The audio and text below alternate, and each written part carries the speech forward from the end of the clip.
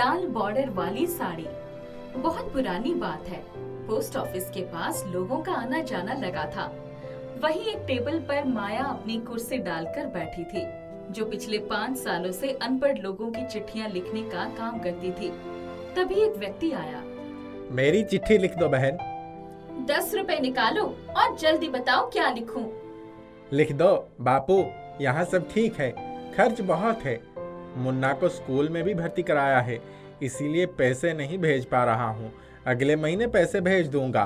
तुम्हारा आज्ञाकारी बनवारी। चलो उठो, दूसरी की भी चिट्ठी लिखनी है। पता तो लिख लो। हाँ हाँ जल्दी बताओ। तभी एक औरत हाँफती हुई एक 8 साल के बच्चे का हाथ थामे हुए आई। दीदी, मेरी चिट्ठी लिख दो, बहुत जरूरी है। बताओ क्या लिखना है। मैं तो कभी तुम्हें चिट्ठी न लिखती। मेरे साथ तो तुमने जो किया उसका फल तुम्हें मिलेगा ही, यही सोचकर सब्र कर लिया था। पर तुम्हारे बच्चे राजा ने तुम्हारे बारे में पूछ पूछ कर मेरी जान खा ली है। एक बार आकर इससे मिल लो, मेरी तबीयत ठीक नहीं है। डॉक्टर का कहना है कि मुझे टीबी है। ये रोज तुम्हारे इंतजार में बैठा रहता है। कुसुम। माया ने चिट्ठी पर पता लिखा और अपने बैग में डाल दिया। माया का दिन भर का यही काम था। शाम होती ही उस एरिया का पुलिस वाला रघुराम आ जाता है। अरे मैडम जी कहाँ चली? इस जगह का किराया तो दे दो। देती हूँ। पिछले 5 सालों में कभी ऐसा हुआ है कि तुम्हें पैसे दिए बिना चली गई हूँ? दूसरे दिन जब वो अपनी टेबल कुर्सी सजा ही रही थी कि तभी कल वाली औरत फिर आ गई। बहन, कल वाली चिट्ठी तुम डाक में मत डालना। कल मैं बड़े गुस्से में थी, आज दूसरी चिट्ठी लिखवानी है। इतना कहते कहते ही उसे खांसी का जबरदस्त दौरा पड़ गया। जब खांसी रुकी तो ठीक है बताओ। उस औरत की चिट्ठी लिखकर उसने अपने बैग में डाल दिया। वो औरत अपने मासूम बच्चे का हाथ पकड़कर चली गई थी। उसके बाद उसने 2-4 चिट्ठियां लिखी। धूप बहुत तेज हो गई है। उफ, सिर भारी हो रहा है। घर जाकर आराम करती हूँ। जब घर जाने लगी तो एक जगह पर भीड़ देखकर वो भी खड़ी हो गई। क्या हुआ भाई? एक औरत बेहोश हो गई है। माया ने देखा कि ये तो वही औरत थी जो कुछ देर पहले अपने बच्चे के साथ चिट्ठी लिखवाने आई थी। बच्चा अपनी माँ के शरीर से लिपट लिपट कर रो रहा था। हॉस्पिटल ले जाते जाते उस औरत ने उसी जगह पर दम तोड़ दिया था। माया ने जब देखा तो उफ़ो, बच्चा बेचारा अनाथ हो गया। आप इसे जानती हैं? माया किसी झमेले में नहीं पड़ना चाहती थी, पर इसको टीबी थी शायद। वो घर चली गई, पर उसकी आंखों के सामने राजा का वही मासूम चेहरा घूमता रहा।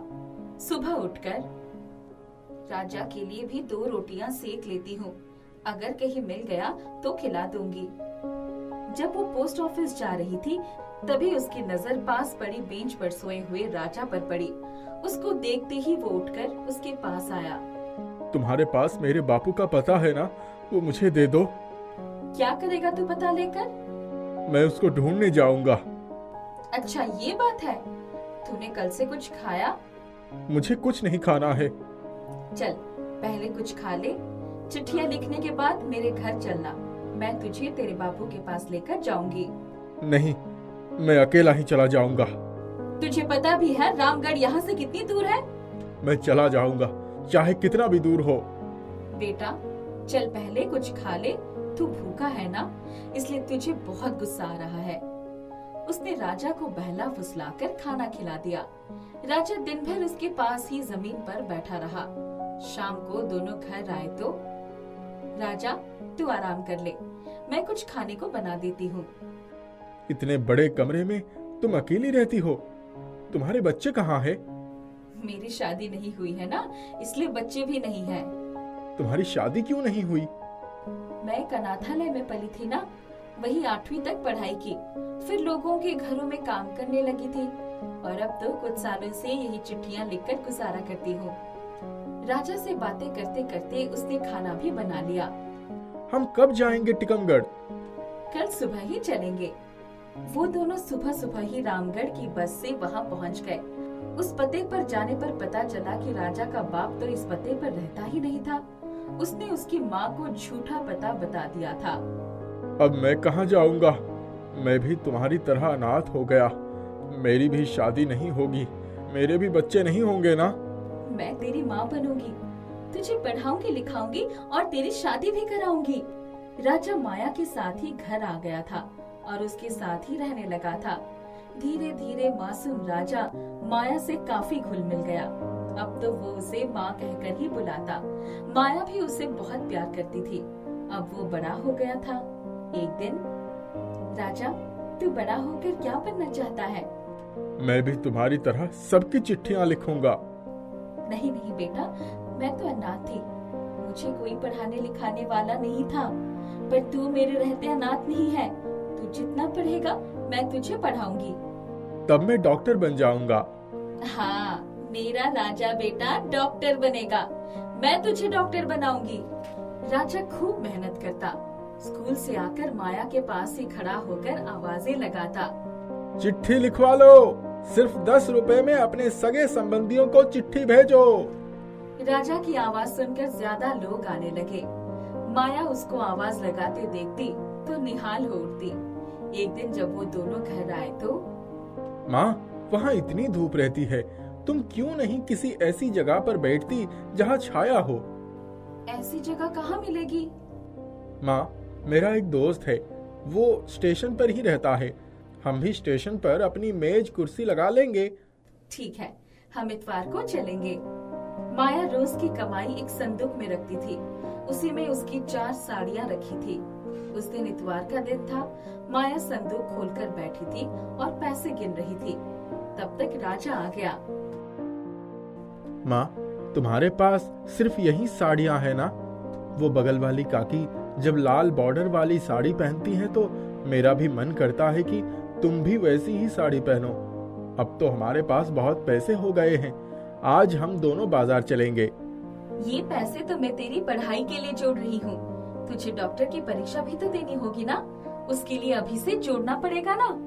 माँ, अगर तुम मेरे साथ बाजार नहीं जाओगी तो मैं अकेला ही चला जाऊंगा। नहीं बेटा, तुम अकेले मत जाना, मैं चलूंगी तुम्हारे साथ। मैं अपनी पसंद से कुछ लेना चाहता हूँ। क्या लेना है तुझे? मुझे भी तो पता चले। माँ, तुम्हें मुझ पर भरोसा है कि नहीं? खुद से भी ज्यादा। तो चलो आज ही चलते हैं। माया को उसके साथ जाना ही पड़ा। दोनों बाजार पहुँचे तो राजा ने माया को एक बेंच पर बिठा दिया।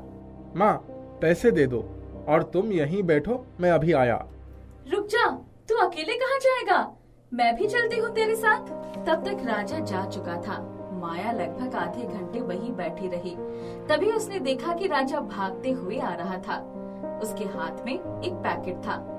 अचानक उधर से एक जीप आई और राजा को धक्का मारते हुए निकल गई। राजा सड़क पर खून से लथपथ पड़ा हुआ था। कोई मेरे बच्चे को बचा लो! बाजार की भीड़ में उसकी आवाज गूंज रही थी।